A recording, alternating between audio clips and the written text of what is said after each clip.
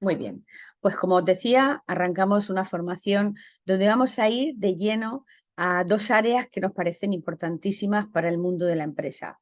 Importantísimas porque a nivel de bienestar del trabajador son fundamentales y para que los trabajadores tengan pues una productividad correcta, sientan que en su trabajo pues es un área de su vida que merece la pena y no es un punto de sufrimiento permanente. Y para que las empresas obtengan de sus trabajadores pues una productividad y una fidelización que necesitan, pues hay que trabajar estos aspectos que vamos a ver en esta pequeña webinar. Bienvenidos, la webinar se trata de dar las claves para hacer una correcta gestión emocional y gestión del estrés para trabajar y ser feliz, y luego la importancia de ser bien liderados, porque los estilos de liderazgo han progresado muchísimo en los últimos tiempos y tenemos que tener muy presente que al menos tenemos que manejar esas claves para adaptarnos al cambio generacional que viene, a analizar esa brecha generacional que es tan importante entre los que ahora ya tenemos una mediana edad y la gente joven que se incorpora al mundo de la empresa. Y bueno, pues dar claves sobre todo para aliviar y bajar los niveles de sufrimiento en el entorno laboral, tanto de los trabajadores como de los directivos.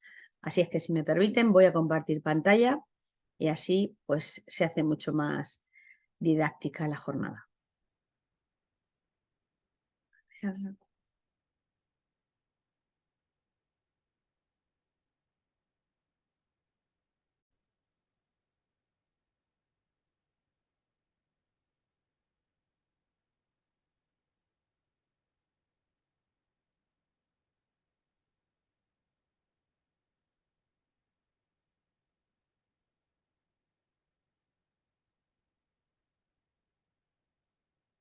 Muy bien, pues arrancamos esta parte de la jornada donde, como les decía, nuestra intención es darles herramientas prácticas y que se puedan poner en marcha de forma directa para trabajar esa parte del trabajo que hasta ahora normalmente no se atendía, ¿no?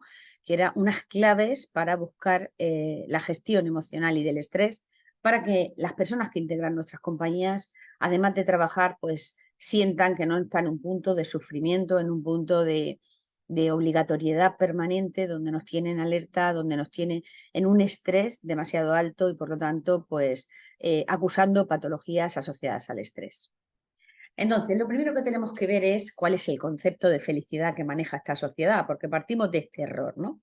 Desde hace ya algunos añitos, Aristóteles definía la felicidad como lograr a lo largo de la vida todos los bienes, la salud, la riqueza, el conocimiento, los amigos, etcétera, que conducen a la perfección de la naturaleza humana y al enriquecimiento de la vida. Aquí ya empezamos mal. Compramos este concepto y de alguna manera todos buscamos, para ser felices, que todos los aspectos de nuestra vida estén perfectos, que no haya fallos. Sin embargo, este es el primer golpe de realidad que notamos. La vida tiene una parte de sufrimiento, llamado el sufrimiento primario, del que nadie se puede escapar. Es el que tiene que ver con la enfermedad, el envejecimiento y la muerte, la separación de los seres queridos. Entonces, si nosotros no aceptamos esta parte del sufrimiento de la vida, esta parte del sufrimiento primario, lo que vamos a hacer es resistirnos permanentemente a ello. Cuando tú te resistes a sufrir ese sufrimiento primario, que es inevitable, pero que supone solo el 15% de nuestro sufrimiento, generamos mentalmente con esa resistencia lo que se llama el sufrimiento secundario. Ese es totalmente opcional, es evitable y se trata de aceptar la realidad de la vida que no nos gusta. Pero dentro de que no nos guste una parte de la vida que corresponde a ese sufrimiento primario, la vida puede ser espectacular. Además, también me gusta ver esta definición de Bertrand Russell, que decía que la fatiga, el aburrimiento, la envidia, la competitividad, el victimismo y el miedo a la opinión pública son algunas de las causas de la desdicha. Y yo en todas estas palabras veo a esta sociedad. Una sociedad agotada por las agendas que tenemos tremendas, por la presión social, familiar y laboral que tenemos para no elegir nada de lo que hacemos en nuestros tiempos. Una sociedad que se ha metido como en una rueda de rutina porque no vive el presente, porque está siempre con la mente dispersa, corriendo como pollo sin cabeza, no sé muy bien hacia dónde, pero llegas a un sitio y ya estás pensando en lo siguiente que tienes que hacer. Y con lo cual Eso te genera una sensación de rutina, de que todos tus días son iguales, porque te pierdes lo que hay delante de ti, porque tu mente está en el pasado o en el futuro permanentemente, con lo cual tu sensación de la vida es aburrida, nunca pasa nada extraordinario. La envidia, que la envidia es un sentimiento supernatural del ser humano, es un sentimiento que ocurre cuando hay algo que no hay para todos. Entonces el que lo consigue disfruta y el que no lo consigue pues siente envidia, ¿no? Y de esto hay cada vez más diferencias en la sociedad. ¿Por qué? Porque nos han metido el concepto de competitividad como un concepto positivo. Hay que competir para triunfar. Y el concepto de competitividad que ya se implanta en los entornos escolares es compite con tu amigo, al que quieres, sé mejor que él, déjalo atrás y tú estarás mejor.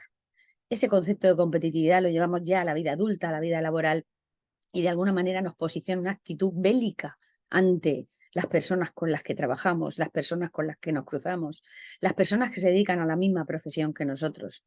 Es una pena que vivamos desde esta actitud porque nos desconecta de la parte más importante del ser humano, que es la conexión humana y que la necesita para ser feliz. El victimismo es otra de las cualidades magníficas de nuestro cerebro, que hace en forma de pensamiento de defensa. Como vamos en esa actitud bélica, pues nuestro cerebro casi siempre que ocurre una dificultad, casi siempre que estamos ante una situación desafiante, lo primero que va a intentar es victimizarnos. ¿Para qué? Para que adoptemos una actitud pasiva ante la dificultad. Le echamos la culpa a otro y así no tenemos que ocuparnos ni que asumir ninguna parte negativa de nosotros, ¿no? Entonces, es interesantísimo estar un poco consciente y observar cómo actúa nuestro cerebro ante las situaciones difíciles o desafiantes que nos toque pasar, porque veréis que seguro que vais a adoptar una actitud victimista en primer plano. Si somos conscientes y nos damos cuenta, podremos corregir esa actitud. Y luego el miedo a la opinión pública, que cada vez es más fuerte. Nosotros vivimos desde un personaje que nos aleja cada vez más de nuestra propia esencia como personas. Y a veces el personaje tiene que estar tan falseado que sentimos que ya no nos reconocemos a nosotros mismos. Esa importancia que le damos a la opinión pública en algunas ocasiones nos aleja totalmente incluso de nuestros valores. Entonces, esto sí que está en la sociedad. Las causas de la desdicha están muy fuertes, muy permanentes, están muy a la orden del día y por lo tanto es una sociedad que en general le cuesta encontrar esos puntos de felicidad. ¿Y por qué? Porque la vida no es lineal, no es lineal. Y como tenemos ese concepto de felicidad que solo podemos aspirar a ser felices cuando todo está perfecto y encima potenciando grandes puntos que nos causan desdicha, es imposible que nos sintamos felices. Entonces tenemos que partir de la base de que la vida no es lineal. En la vida vamos a tener momentos álgidos, maravillosos, increíbles, momentos bajos, horribles, que nos asustan, y luego vamos a tener la mayoría de nuestra vida que van a ser momentos neutros. Bueno, pues es en esos momentos neutros donde nosotros tenemos que buscar la manera de que nuestra vida merezca la pena. Si nosotros vamos todo el día intentando sobrevivir y no vivir en nuestro entorno laboral, la sensación es que nuestros días neutros van a pasar como una película a lo lejos de la que no vamos a disfrutar, de la que no vamos a sacar partido y por lo tanto vamos a perdernos la mayoría de nuestra vida. La felicidad como un momento idílico no es posible y además es imposible mantenerla en el tiempo, aunque toquemos de vez en cuando la gloria, ¿no? Entonces tenemos que trabajarnos para hacer que esos momentos neutros merezcan la pena. Entonces, ¿qué nos impide ser felices en esta sociedad? ¿Cómo la hemos montado para que de alguna manera, además del concepto de base, en nuestra forma de vivir y de actuar, qué nos está impidiendo ser felices?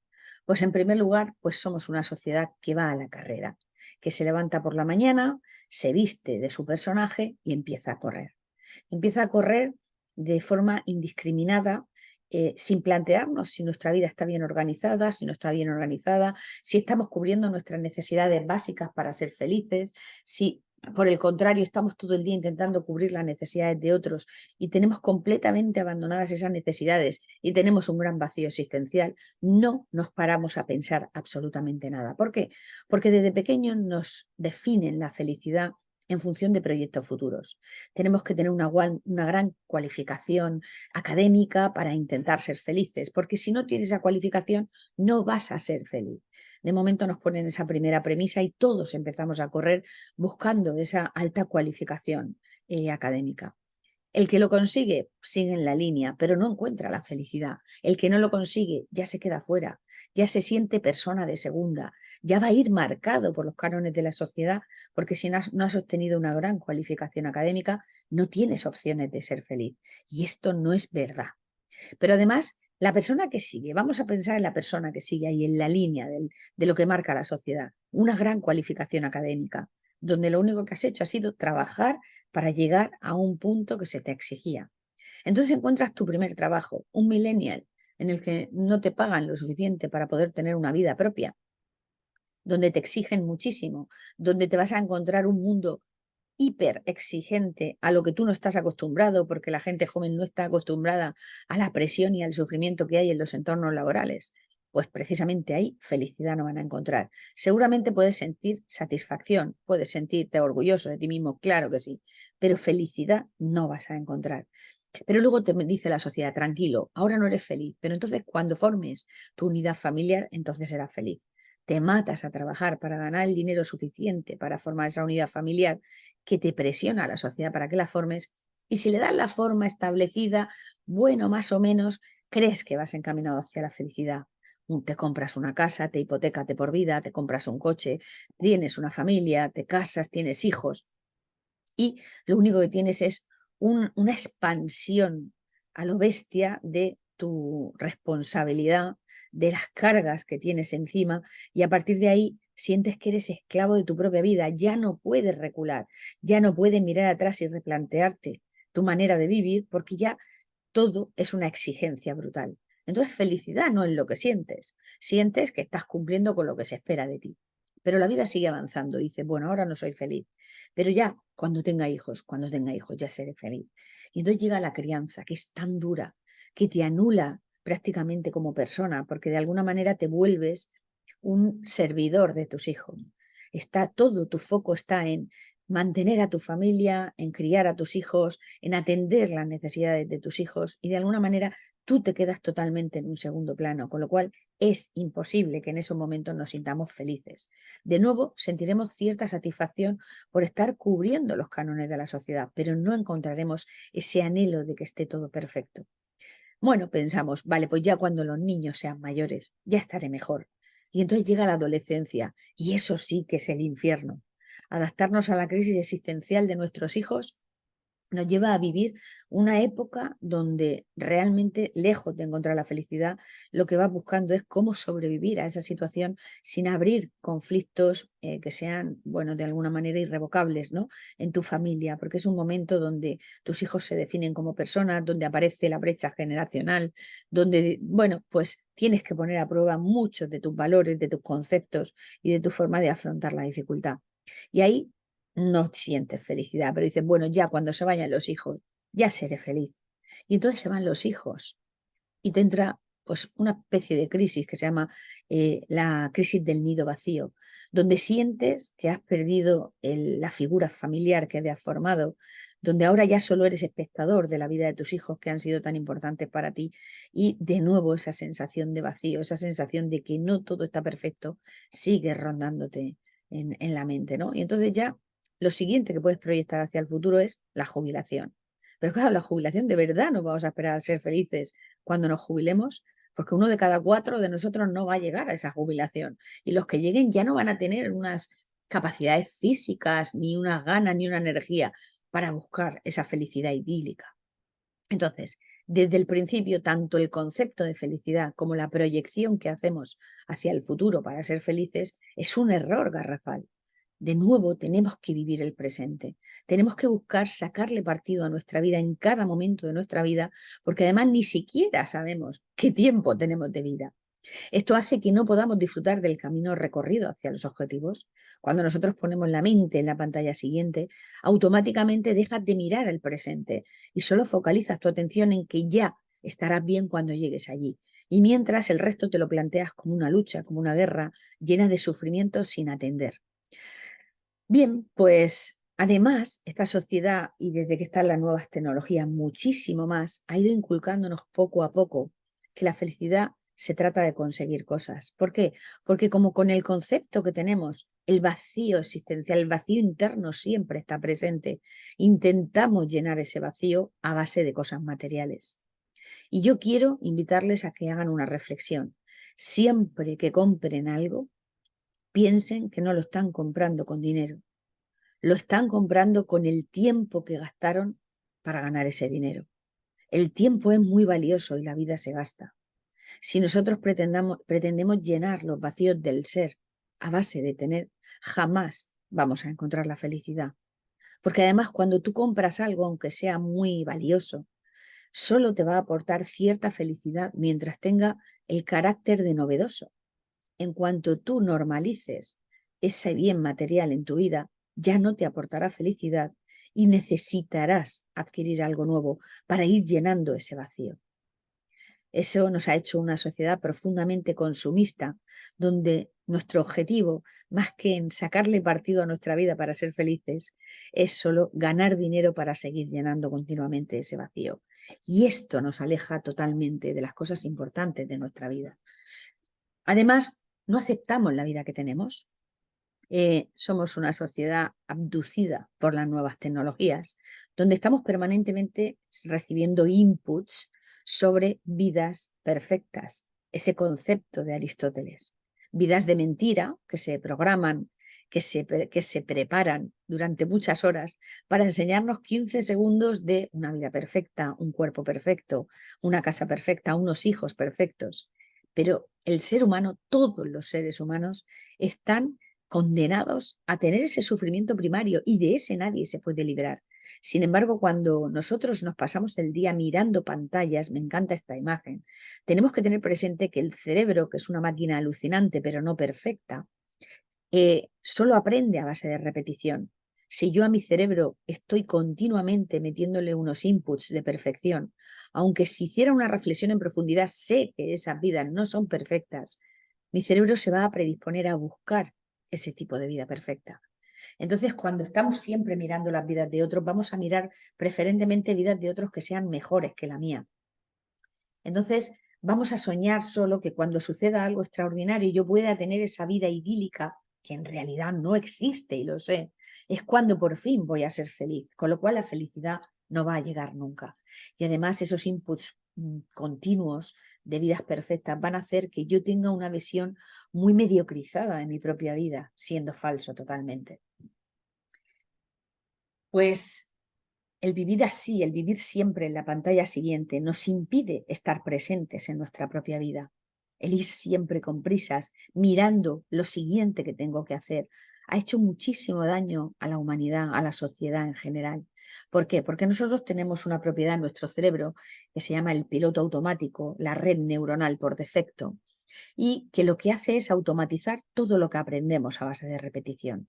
En principio, esta capacidad de nuestro cerebro está bien planteada porque ese ahorro energético que hace al automatizar los procesos nos hace vivir más tiempo, pero nos aleja completamente de poder disfrutar de nuestro presente, de poder disfrutar de nuestra vida.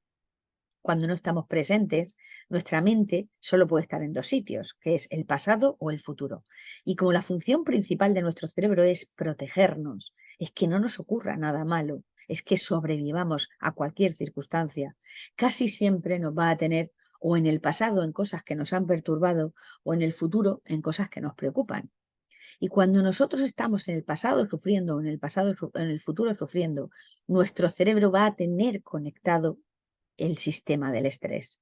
Porque el sistema del estrés en nuestra mente está en una parte muy primitiva, la más antigua de nuestro cerebro. Y él no sabe si tú estás imaginando, si estás recordando o si estás anticipando, solo sabe que estás sufriendo. Y cuando estás sufriendo, se conecta el modo estrés. Con lo cual, ya se sabe y se ha demostrado que aproximadamente el 63% de nuestro tiempo estamos en automático por ir todo el día corriendo, por ir todo el día en la pantalla siguiente. Y cuando nosotros estamos en automático, sin que nos pase nada, estamos en modo estrés. Con lo cual somos la sociedad con una tasa muy alta de consumo de antidepresivos, ansiolíticos, y somníferos de la historia. Y tenemos que tener esto presente, porque esto es lo que hemos construido, está en la sociedad que tenemos, y por lo menos el primer punto es tomar conciencia de ello si queremos aliviar parte de ese sufrimiento. El vivir de esta manera nos hace que releguemos lo importante a un segundo plano, ya que la excusa del tiempo es la excusa mundial. No tengo tiempo de ver a mi familia, no tengo tiempo de tener tiempos de calidad con mis hijos, no tengo tiempo de cuidarme, no tengo tiempo de tener una vida saludable. El tiempo hace que de alguna manera nos posicionemos de una manera muy victimista ante mi incapacidad para llevar mi propia vida, porque estoy abstraído por todo lo que la sociedad me ofrece y me ha alejado de lo que realmente necesito. Eso me hace tener un patrón de actitud muy pasiva ante las dificultades, con lo cual aumentaré muchísimo mis niveles de sufrimiento. Y además dejamos de un lado cosas tan importantes como es nuestro cuidado, porque cuando nuestra salud se deteriora, se acabó la calidad de vida, nuestros afectos, que es lo más importante de nuestra vida y lo que le da sentido a nuestra vida, ya que en el momento en que vayamos a morir solo nos va a importar las personas de nuestra vida. Y nuestras aficiones, porque es importantísimo que el ser humano tenga aficiones. Y estamos en una sociedad donde la mayoría de la gente no tiene ninguna afición consolidada. Pues miren, que el ser humano tenga una afición le dota de un espacio, de un tiempo para estar consigo mismo, para quitarse el personaje, para subir su autoestima, para dedicarse un tiempo a hacer lo que le gusta, es decir, para compensar esa sensación de obligatoriedad o de presión que tenemos para llevar la vida hacia adelante. Esto compensa y hace que nuestra vida merezca la pena. Entonces quiero que recuerden que cada día es un día menos que les queda de vida y que no se recupera. Y además es un día menos con sus seres queridos. De verdad, no podemos desperdiciar ni un solo día de nuestra vida abstraídos por una vida que no queremos, una vida en la que estamos sufriendo permanentemente y sobre todo en la que no tenemos conciencia de que no le estamos prestando ninguna atención a las cosas que realmente importan. Voy a ponerles este vídeo.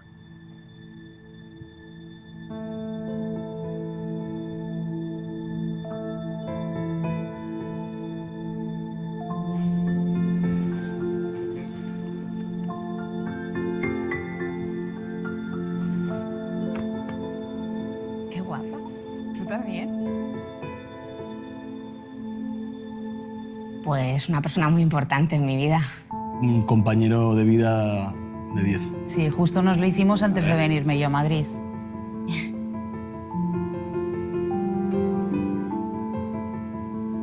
Fíjate que lo te voy a decir, pero yo creo que es el único amigo que tengo. Estás Amigo, amigo.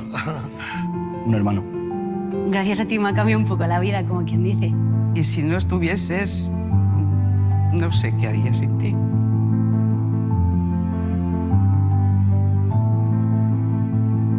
La rutina, los horarios. Ve por distancia. Él está en Barcelona, yo estoy en Madrid. O sea, realmente no nos vemos más por mi falta de tiempo. Y siempre ha sido como una incertidumbre de cuándo será el próximo momento en el que nos volvamos a ver, ¿no? Es una contradicción, no cabe duda. La gente afirma que sus seres queridos son lo más importante, pero la distribución de su tiempo no lo demuestra así.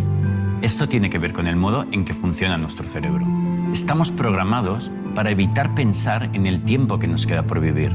Así tenemos la sensación de que siempre tendremos la oportunidad de hacer las cosas que nos hacen felices.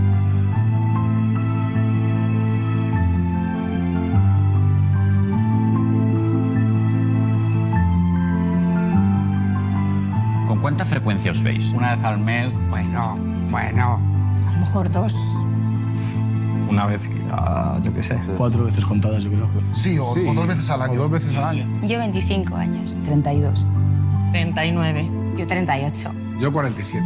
Y yo 44. ¿Sabéis que con lo que nos habéis contado podemos calcular el tiempo que os queda por pasar juntos? ¿Ostras? ¿Queréis saberlo? Sí, por favor. Sí.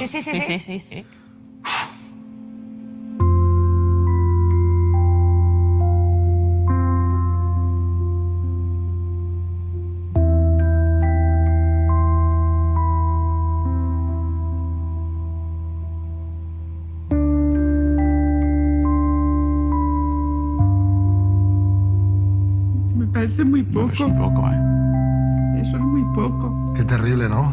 Súper poco. Eso no es real. Eso está mal. No puede ser. no me imagino no volver a verle. Esperaba años, no días.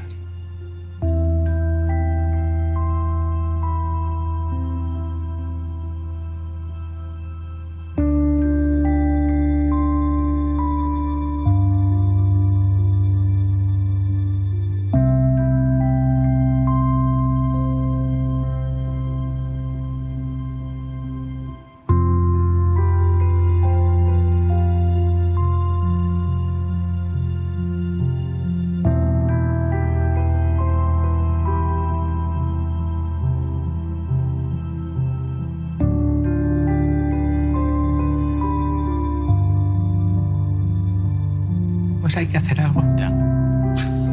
Hay que hacer algo. ¿Cómo perdemos nuestro...? Porque lo perdemos. O sea, perdemos el tiempo haciendo cosas que no nos hacen felices.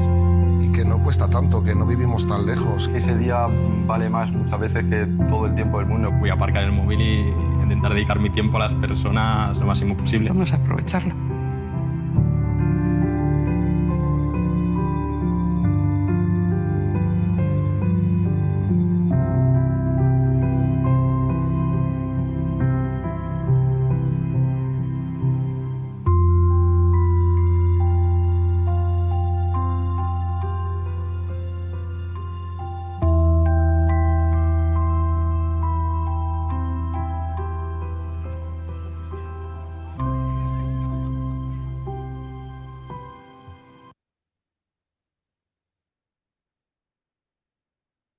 Con lo cual, nuestro estilo de vida hace que sintamos nuestra vida como pura rutina.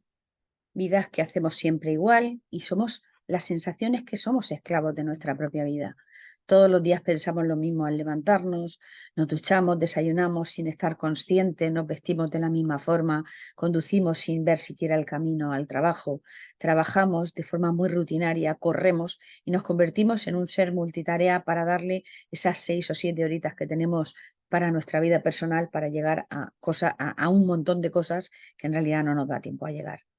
Este estilo de vida es el que nos hace que la mente adulta sienta que vive en una rueda sin salir, como en el día de la marmota permanentemente, y de alguna forma pues la vida se vuelve muy aburrida y entramos en esa definición de la desdicha de Bertrand Russell. Bien, el resultado del estilo de vida que ha creado esta sociedad, pues el 80% de las personas, por ir todo el día corriendo sin estar presente, sufriendo en el pasado y sufriendo en el futuro y conectado en los estresores de su mente, el 80% de la población sufre de estrés, el 6,7% sufre de ansiedad y un cuarto de la población va a tener algún problema de salud mental grave. Además, como aquí estamos en un entorno profesional, me interesa muchísimo hablar de una de las grandes consecuencias de este estilo de vida, que es el síndrome de quemado profesional, el síndrome de burnout. Es algo tan importante ya que la Unión Europea ya lo ha decretado como una enfermedad laboral. Y esto acaba de empezar. Es verdad que ahora mismo casi no se declaran, pero esto es cuestión de unos años, porque si no corregimos alguna cosa en nuestra sociedad, cada vez va a haber, se va a normalizar de una forma muy, muy evidente este síndrome de quemado profesional, que no es otra cosa que un estado de agotamiento físico, mental y emocional causado por la actividad laboral. Produce consecuencias muy graves, como son episodios de ansiedad, de depresión y de agotamiento generalizado, que van a determinar todos los aspectos de nuestra vida, no solo el laboral. Nosotros no tenemos la capacidad de distinguir estar deprimidos en el trabajo y estar felices en la vida personal. Cuando una persona sufre este síndrome, de alguna manera su vida pues queda devastada. Tenemos gran dificultad para resolver problemas. Hay un proceso de deshumanización progresiva porque tu mente te abruma con la cantidad de preocupaciones y de pensamientos que te rondan y te desconectas totalmente de la capacidad para empatizar incluso con la gente que más te importa. Hay un desapego, por supuesto, de los intereses de la empresa y hay un abuso de fármacos y de sustancias evasoras. Y los principales puntos clave para que se desarrolle este burnout en el empleado suelen ser un exceso en la carga de trabajo, poca autonomía para poder operar, ausencia de apoyo por parte de los superiores, injusticia percibida porque tu opinión a lo mejor no se puede poner encima de la mesa y tienes algún líder en que solo vale su percepción de la realidad, malas relaciones laborales, conflictos abiertos, entorno laboral con altos niveles de estrés, porque hay profesiones que tienen altos niveles de estrés de base por su actividad, exceso de burocratización. Por ejemplo, esto ocurre muchísimo en el sector de la administración. Falta de medios para hacer nuestro trabajo, donde la empresa tiene una cultura de apurar los medios tecnológicos, por ejemplo, que están obsoletos hasta que ya no puedan más. Y eso hace que se ralentice mucho la productividad y, por lo tanto, los trabajadores se quemen. No se valora el esfuerzo, pero sí se castiga el fallo. Falta de organización, porque no hay establecidos procedimientos, responsabilidades, tareas, y falta de formación, porque aún en las empresas existe el concepto de que la formación es un gasto. Sin embargo, la formación es la inversión a futuro más importante que se puede hacer para que nuestras empresas sean productivas y duraderas. Además, tenemos que tener muy presente la importancia de ser bien liderados para no generar este síndrome de quemado profesional. Y aquí entramos en la parte de liderazgo. Tenemos que ser muy conscientes de que los estilos de liderazgo obsoletos basados en presión y miedo ya no funcionan. Han funcionado durante un tiempo cuando la generación de nuestros padres, que eran hijos de la posguerra, solo buscaban seguridad en su vida, solo buscaban un salario fijo para poder garantizar que sus hijos comieran y poder pagar sus casas. Pero luego llegó mi generación, que aunque nos contaban aquello, ya no lo hemos sufrido. Hemos sido la generación que nos hemos encontrado el bienestar por excelencia. Hemos disfrutado de una gran calidad de vida y, por supuesto, hemos borrado toda esa memoria histórica al respecto de la supervivencia en el trabajo. Entonces, hemos querido vivir bien incluso en el trabajo. No queremos sufrir. Y por eso tenemos estas enfermedades mentales asociadas a una vida laboral con mucho estrés. Y, por supuesto, a las nuevas generaciones ya ni les hemos contado aquello que nos contaron nuestros padres. Las nuevas generaciones quieren algo más que un sueldo. Y si sienten que son infelices en su puesto de trabajo, no van a durar en esas compañías. Entonces, estos estilos de liderazgo basados en presión y miedo están totalmente eliminados ya de cualquier posibilidad de una empresa exitosa. El líder ha de inspirar para sacar la mejor versión de su equipo. Los estilos de liderazgo han evolucionado. Antes el equipo estaba al servicio del líder y ahora es el líder el que está al servicio del equipo, donde tendrá que trabajar y romperse la cabeza en ver cómo transmitir lo que necesita transmitir a su equipo para que cada uno dé lo mejor que tiene en el equipo. Hay que formar el liderazgo consciente para conseguir esto, porque si no te formas de forma intuitiva no vas a saber hacerlo, porque vas a estar sometido a mucha presión y vas a olvidar la importancia de empujar tú al equipo y de estar al servicio de tu equipo. Y el liderazgo, por supuesto, no significa vivir en soledad la responsabilidad, porque entonces también los líderes se queman. Cuando un líder no es capaz de conectar con su equipo y de hacerle sacar el nivel de productividad que necesita, va a vivirlo como una carga donde el equipo no funciona, donde va a pensar que todo el mundo es incompetente y que él tiene que responsabilizarse de un trabajo deficiente. El líder tiene que aprender inteligencia emocional, porque además el funcionamiento del equipo no puede depender de la neura del día que tenga el líder, porque entonces van a ser un sistema de trabajo caótico, con incertidumbre y donde va a tener a todo el personal estresado permanentemente. Entonces, lo que se pensaba que era un líder y lo que se sabe, antes se pensaba que un líder era una persona que daba órdenes y que tenía una posición de poder. Sin embargo, ya se sabe que un líder tiene que trabajar muchas más habilidades para poder liderar de forma correcta y productiva. Tiene que trabajar en la escucha activa, porque no estamos acostumbrados. Nosotros no escuchamos con los oídos, escuchamos con el cerebro. Y un cerebro que está totalmente disperso es incapaz de hacer una escucha atenta. Y un líder que no es capaz de escuchar a su equipo jamás va a conectar con las personas de su equipo. Un líder tiene que ser una persona que esté en continuo aprendizaje, porque tiene que ser el mayor experto de su equipo, donde ellos tengan dónde apoyarse y dónde consultar cualquier duda en un entorno que está cambiante, donde continuamente tenemos que estar actualizando procedimientos, protocolos, legislación, etcétera, etcétera. Un líder tiene que dedicar un tiempo a la estrategia de su equipo, a ver qué funciona, qué no funciona, qué hace falta y dónde estamos fallando para buscar posibles soluciones. Un líder tiene que ser una persona influyente, porque al líder todo el equipo de reojo permanentemente lo está mirando. ¿Para qué? Para crear una cultura de trabajo. Y si un líder es una persona que trata mal a las personas, habrá mal ambiente de trabajo en todo el departamento. Si un líder es una persona vaga, el departamento bajará los brazos y trabajará menos, será menos productivo. Si un líder es una persona quejica, pues se instalará un ambiente de queja permanente y de poca capacidad para resolver problemas en el equipo. Entonces, un líder tiene que ser consciente de que es una persona influyente, haga lo que haga, porque siempre está observado por su equipo. Por lo tanto, tendrá que tener habilidades que empujen al equipo a que sea productivo, como es la pasión. Un líder tiene que transmitir pasión por lo que hace. No puedes tener a un jefe de departamento que diga que odia su trabajo, que odia la empresa, que odia a los clientes. Y esto es mucho más habitual de lo que nos pensamos. Un líder tiene que ser una persona flexible, que se adapte, es decir, que recoja los problemas de abajo, les dé forma para plantearlo a la dirección e incluso posibles soluciones y los suba arriba modificados. Y que coja los problemas de arriba, les baje la tensión, les baje la presión y los baje hacia abajo en forma de estructura de trabajo, pero sin transmitir esa presión al equipo. Si al final un líder lo único que hace es transmitir problemas de arriba a abajo sin adaptarlos en su puesto, en su lugar, lo que está haciendo es un líder, como yo digo, un líder tenista. Coge la raqueta y empieza a pasar pelotas de un lado a otro y entonces su puesto de trabajo es inoperativo, no sirve para nada. Un líder tiene que ser congruente con lo que dice y con lo que hace. No puedes decir una cosa y tú hacer lo contrario de forma personal.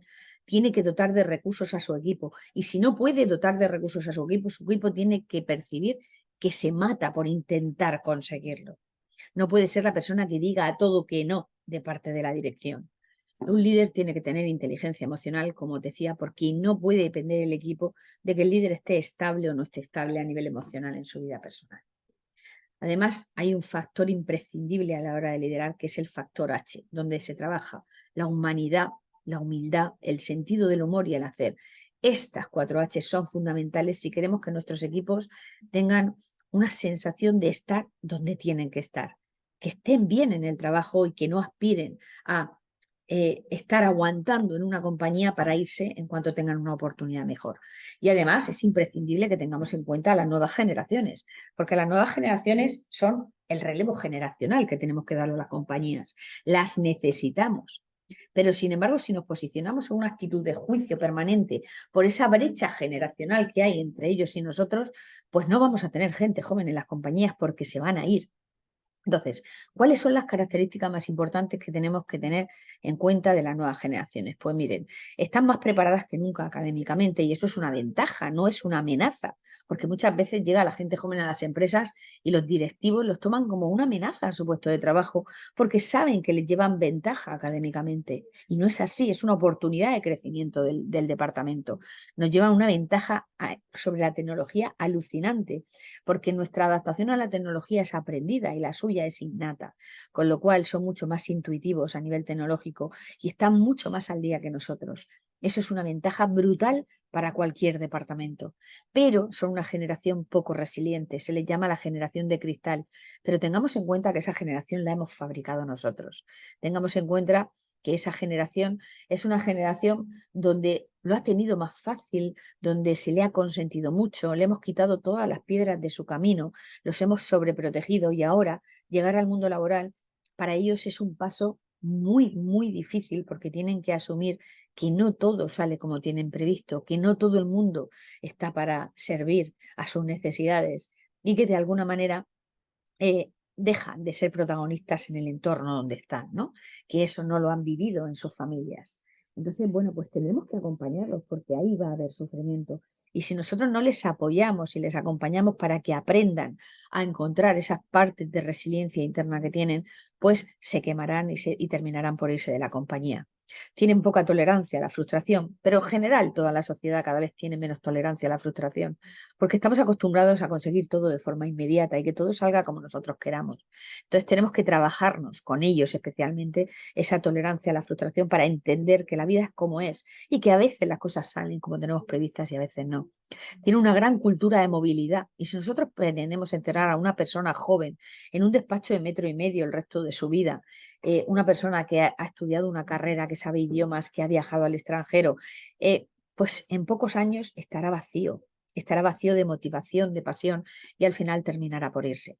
Buscan algo más que un salario porque son la sociedad del bienestar, esta sí que es la sociedad del bienestar y si sienten que su punto de trabajo 8 horas diarias de su vida son para sufrir, no van a aguantar y deben sentir que sus valores están en coherencia con los de la empresa, porque ellos están mucho más comprometidos que nosotros con sus valores.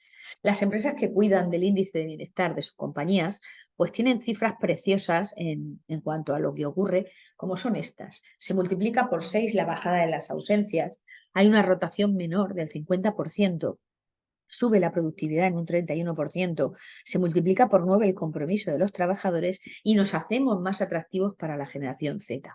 Hay que cuidar del bienestar de los trabajadores. ¿Por qué? Porque el coste de reemplazo de un trabajador es altísimo. En España, entre 10 y 50 días para cubrir un puesto de trabajo, 12 semanas para que el trabajador sea productivo y 12 meses para integrarse completamente en la cultura de la empresa. Está calculado que perder a un empleado puede costar a la empresa hasta el doble de su salario anual. Es una barbaridad no trabajarnos para evitar la rotación de nuestro personal. Entonces vamos a hablar de uno de los causantes, de uno de los motivos por los que la sociedad no es feliz y sobre todo en los entornos laborales, que es el estrés. La Organización Mundial de la Salud nos dice que el estrés es la enfermedad más grave de este siglo y no lo tenemos, no somos conscientes. Ha entrado en la sociedad como una connotación positiva, donde de alguna manera, pues si estás estresado, estás en la vida, ¿no? Y esto no es verdad. El estrés no es nada bueno.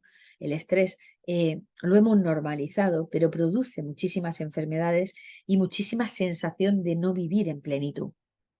Hay un estrés que es el positivo, que es el que nos activa, para los que tenemos el mecanismo del estrés, nos activa de forma exponencial ante un peligro. Ese estrés está bien desarrollado, dura unos segundos, unos minutos, y luego en unas horas podremos bajar toda la bioquímica que ha modificado este mecanismo del cerebro en nuestro organismo. Pero ¿qué pasa? Que cuando nosotros el estrés lo tenemos de forma permanente, los aproximadamente 1.400 cambios bioquímicos que se producen en nuestro cuerpo cuando se conecta el sistema del estrés estarán permanentemente en nuestro organismo y hará que nuestro organismo actúe de una forma disfuncional. Y esto es lo que nos enferma.